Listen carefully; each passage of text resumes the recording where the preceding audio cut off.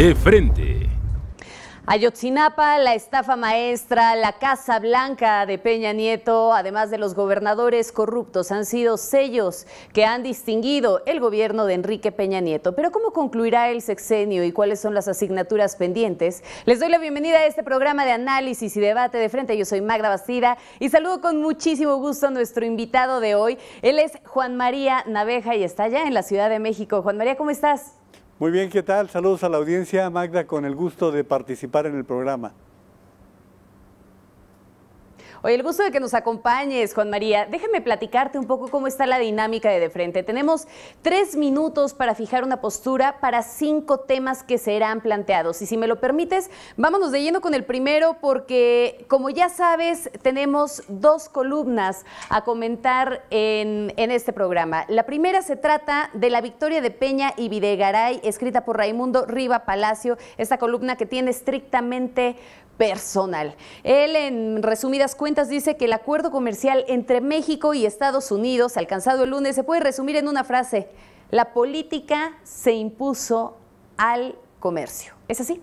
Es el corolario de 2 columnas recientes de Raimundo. Hay que retomar todo lo que él ha escrito. Raimundo es un hombre que tiene buenas fuentes en Washington normalmente, y en este caso hay que retomar lo que nos ha dicho en otras ocasiones, y que nos ha dicho que la relación entre Videgaray y el presidente estaba muy separada, que había incluso visos de cierta traición, que se había ligado mucho al grupo del presidente Donald Trump, y que quien estaba cargando con toda la negociación era Ildefonso Guajardo. Ahora está señalando esta parte Raimundo Riva Palacio, y yo te diría que, de acuerdo con mis investigaciones, con mis fuentes, lo que sucedió con respecto a esta negociación es que las 2 partes estaban ya urgidas de una buena nota. Trump, porque tiene que entregar el documento 90 días antes del cierre del Congreso, que tiene elecciones el 6 de noviembre, y México, porque tenemos el informe de gobierno el 1 de septiembre. Entonces, los 2 tenían esta presión, los 2 llegaron a todo esto, y algo muy interesante que dice Raimundo, que hay que subrayar: hace un año era Canadá el que estaba negociando directamente con Estados Unidos y nosotros nos ofendimos. Ahora es México quien ha negociado con Estados Unidos, y hay cierto malestar en el gobierno de Trudeau. Simplemente cada quien hizo por su cuenta. Pero a ver, déjame interrumpirte aquí. ¿Está México traicionando como tal este acuerdo trilateral con Canadá? ¿Está dejándolo fuera de la jugada y así lo tomará Canadá como una traición? Pues hay medios que así lo han manejado, pero con este antecedente que fue Canadá el primero que hizo un tipo de negociación bilateral, pues simplemente queda claro que los 2 estaban jugando por su cuenta. Pero no sucede así, Magda, porque el cierre de la negociación México-Estados Unidos se efectuó entre lunes y martes, y el equipo negociador mexicano completito está en Washington a la espera de lo que esté negociando Canadá con Estados Unidos. Krista Freeman. Bueno, pero es que ahí hay que tomar en cuenta un aspecto, porque en realidad es un acuerdo hasta el momento, pero todavía no está firmado como tal el Tratado de Libre Comercio, es un acuerdo bilateral. Es hasta ahora un avance, ni siquiera podemos lanzar las campanas al vuelo. Hay quienes decían, oye, que el peso mexicano se ha caído, que no respondió como debía. No, es que simplemente ahora es una negociación que avanzó, que dio un paso. Falta todavía lo más importante, dos pasos fundamentales: la negociación Canadá-Estados Unidos, pero la más relevante, que es la llegada a los congresos. Recordemos que los senados son los que determinan, Magda. Y ahí puede irse para atrás. Lo interesante de todo esto, Juan María, si me permites decirlo así, es que este acuerdo, por lo menos y temporalmente, ha logrado también una estabilidad financiera en el país y reducir esa incertidumbre que se tenía ante el Tratado de Libre Comercio. Y que seguimos con este tema, y con ello nos vamos a la segunda columna: Andrés Manuel y el Telecán. Esta columna escrita por Sergio Sarmiento, en donde menciona que el poder es como un violín, se toma con la izquierda y se toca con la derecha, porque Andrés Manuel, en su momento, en la década de 1990, se oponía al Tratado de Libre Comercio, y ahora resulta que su visión o evolucionó o cambió. Me gustó que recuperó de Eduardo Galeano esa frase de Sergio Sarmiento. Sergio es un veteranazo de este tema. Mira que estábamos juntos en un programa de radio cuando empezó la negociación de 94, cuando todo esto empezaba a hablarse y que había mucha expectación y dudas contra todo esto. Y narra cómo ha cambiado Andrés Manuel López Obrador. Yo subrayaría, Magda, que lo que enfatizó Jesús Seade, el representante por parte del gobierno entrante en las negociaciones, que fue el reiterar, el subrayar que la reforma energética va tal como se aprobó en el Congreso de la Unión, creo que fue la nota más importante. Yo lo escuchaba en una entrevista informando que sus cercanías, sus contactos, de alguna manera colaboraron. Ha sido honesto Jesús Seade en reconocer que él fue un mero observador y que fue el representante de Andrés Manuel López Obrador, que simplemente alguien le debe estar informando que el Tratado de Libre Comercio es fundamental para la economía nacional, que un rompimiento, un descarrilamiento del TLC... Sí. Déjame preguntártelo de la siguiente manera. ¿Cambió el discurso o cambió realmente la ideología de Andrés Manuel? Es que Andrés Manuel no tiene ideología, Magda. ¿De dónde sacan quienes hablan de un gobierno de izquierda? El próximo presidente de México no mira, algo muy interesante que Manuel Baeza, el director del periódico Milenio de Guadalajara, rescató de una serie de imágenes, un libro que tiene en su oficina, y es un libro de una serie de reflexiones evangélicas. Entonces, Andrés Manuel no es de izquierda, Andrés Manuel es un conservador y lo conocemos, y no es hablar despectivamente de él. Pero a ver, sí es importante destacar aquí algo que mencionó incluso hace un par de días en cuanto se le preguntaba sobre la postura que iba a tener si sacar al ejército de las calles o no. Y él mencionaba que no es lo mismo que lo que se prometía en campaña, que ya lo que se terminaba aplicando en el momento del gobierno, ¿no? Entonces, ¿qué no es de sabios equivocarse, Juan María? Además, tenemos un dicho en México que es el prometer no empobrece, el dar es lo que aniquila, eso es lo que dice el dicho mexicano. Entonces hay que recordar que los consultores normalmente cuando hablamos con los candidatos decimos, tú promete, ya vendrán los tiempos de aclarar las cosas. Y así lo está ejecutando el próximo presidente de México, porque además los hechos lo están ubicando en la realidad. ¿Qué sucedió en su encuentro con el presidente de Guatemala, Magda? Ya estuvo el Estado Mayor Presidencial en un acto de López Obrador. Es decir, se va a ir dando cuenta de que hay cosas que no puede evitar. Y el presidente Jimmy Morales llegó a Chiapas en el avión TP-2, es decir, ¿se va a vender toda la flota de la presidencia de la República? No, hombre, va a llegar un momento en que tendrá que entender que todo fue teniendo una razón y que no todo fue capricho ni corrupción, Magda. No se va a poder seguir manteniendo en el capricho, y si me lo permites, entonces podemos concluir que este efecto de Andrés Manuel también tuvo una influencia directa en esa renegociación del Tratado de Libre Comercio, y que al final del día vemos un Andrés Manuel que ya está comenzando a cambiar de opinión. Y me decías, a ver, prometer no empobrece, y eso me lleva a un siguiente punto, Juan María, porque ya se acerca el informe del actual presidente de la República, Enrique Peña Nieto. ¿Cómo lo vislumbras? Muy ¿Qué cuentas va a dar? Muy triste, Magda. Fíjate que no recuerdo, y mira que yo tengo coberturas periodísticas desde Miguel de la Madrid y recuerdo prácticamente desde los finales de Gustavo Díaz Ordaz, no había visto un presidente de Sexto Informe tan debilitado. Si recuerdas y observas, Magda, van 2 meses en los que el presidente no ejecuta nada. El presidente le ha dejado completamente el escenario a Andrés Manuel López Obrador. Ha entrado, sí, a la campaña publicitaria de acuerdo a las normas, es decir, que tiene una semana en la que él puede aparecer y dar sus mensajes que nos están bombardeando todo el día en los medios, y viene la otra semana en la que él ya no debe aparecer con su voz en este tipo de mensajes. Pues es que ya tampoco le conviene, Juan María, mejor que se le olvide a la gente. Pero es que no va a tener otra oportunidad, Magda, ya no va a tener este escenario ni esta fortaleza. Eso lo van entendiendo. Luis Espota lo narró muy bien en La soledad del palacio. La soledad que ahorita debe tener Los Pinos y el presidente Peña Nieto debe ser totalmente diferente para él, que fue un hombre de grandes multitudes, 6 años en Toluca y 5 años prácticamente en Los Pinos. Creo que ahora es un presidente totalmente debilitado que va a llegar al sexto informe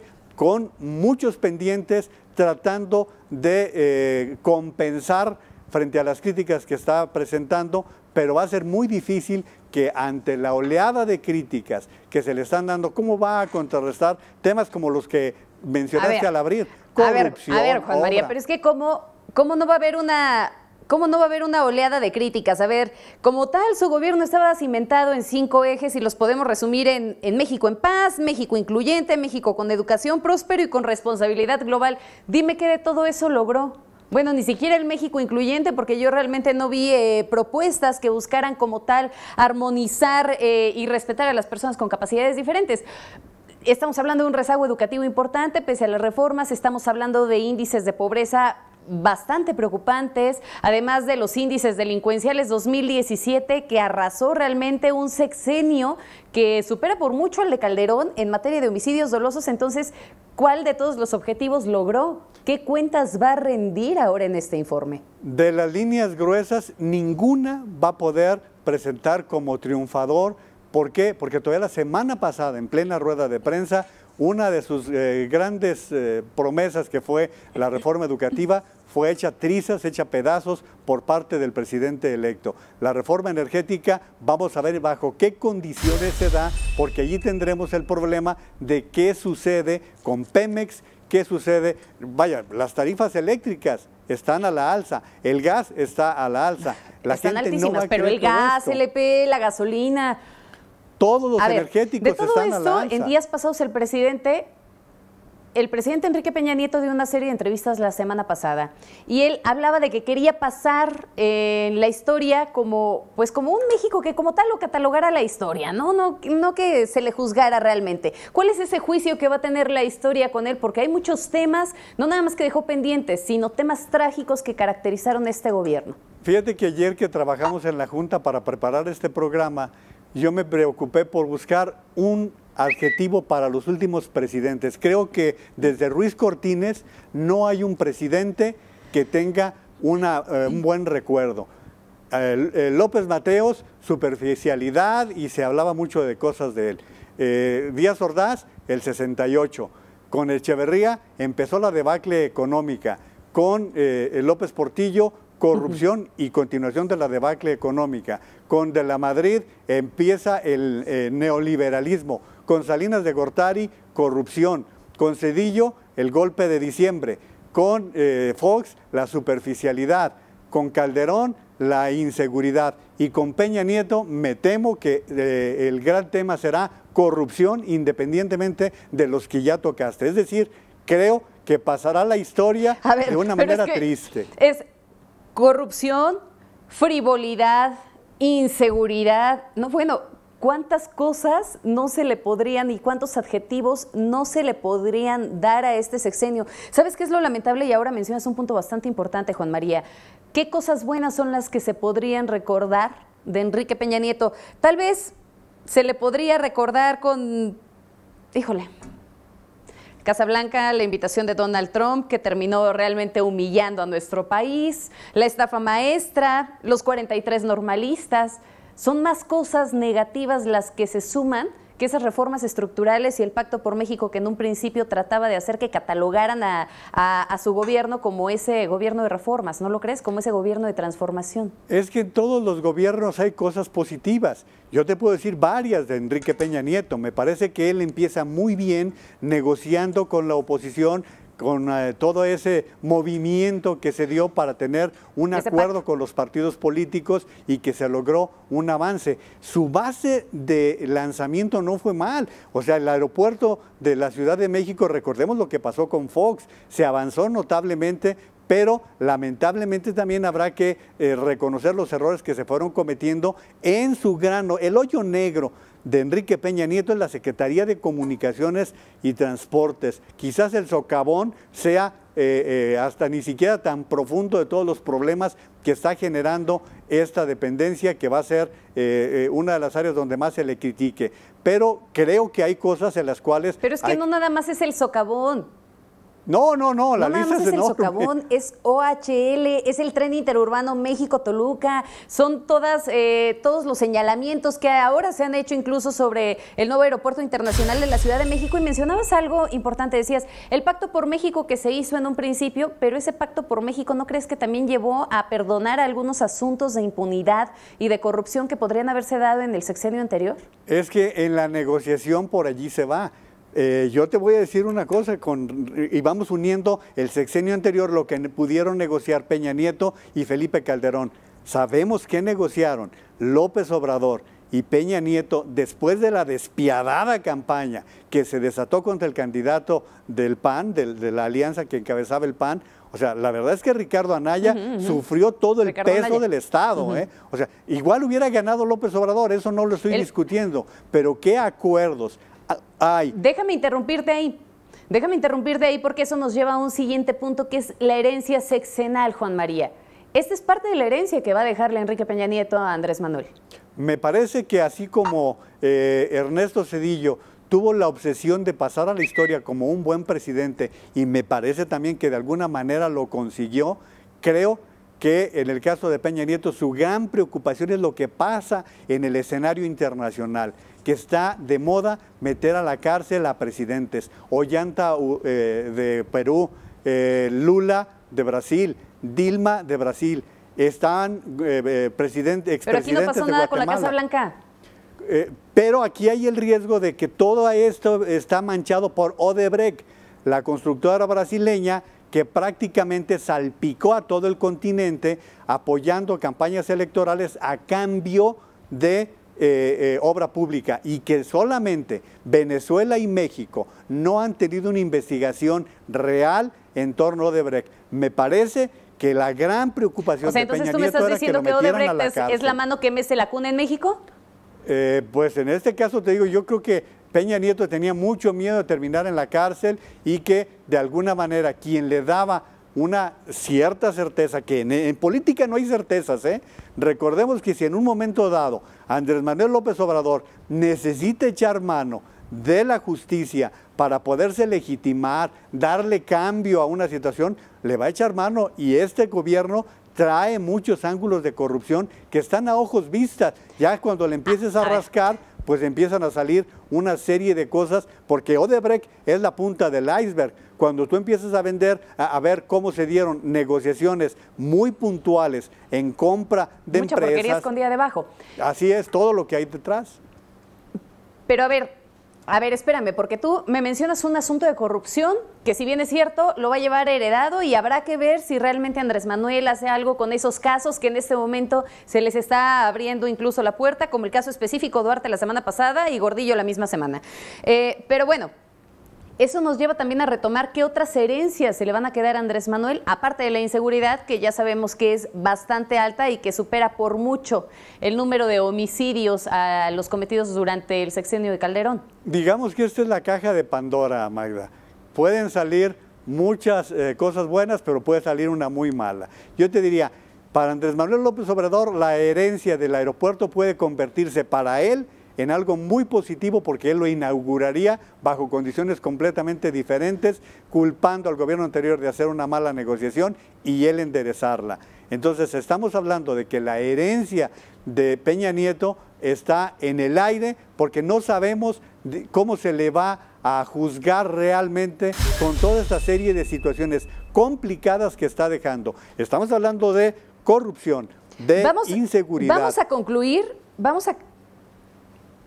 a concluir, Juan María, mencionando cuáles son esas herencias, pero además, ¿qué margen de operación va a tener Andrés Manuel con esa deuda billonaria, esa deuda histórica que le está dejando Enrique Peña Nieto? Menos de lo que él imagina. Mira, vamos a los temas centrales. Corrupción, hasta qué grado tiene compromisos y que él mismo ha dicho que no va a poner los ojos hacia atrás. 2, en el caso económico estamos hablando de una deuda que significa el 38% del Producto Interno Bruto. Es manejable para una economía como la mexicana, que es muy grande. La gente no se sorprendería de lo fuerte que es la economía mexicana. Pero está de por medio también cómo anda la situación, muy comprometido. La situación de pensiones, que esa es una bomba de tiempo. Además, ¿qué va a pasar con los estados de la República que no van a recibir los apoyos producto de la venta de petróleo que venían recibiendo de los últimos gobiernos? Es decir, la economía va a estar en vilo también. Y la parte de inseguridad, ya lo reconoció él también.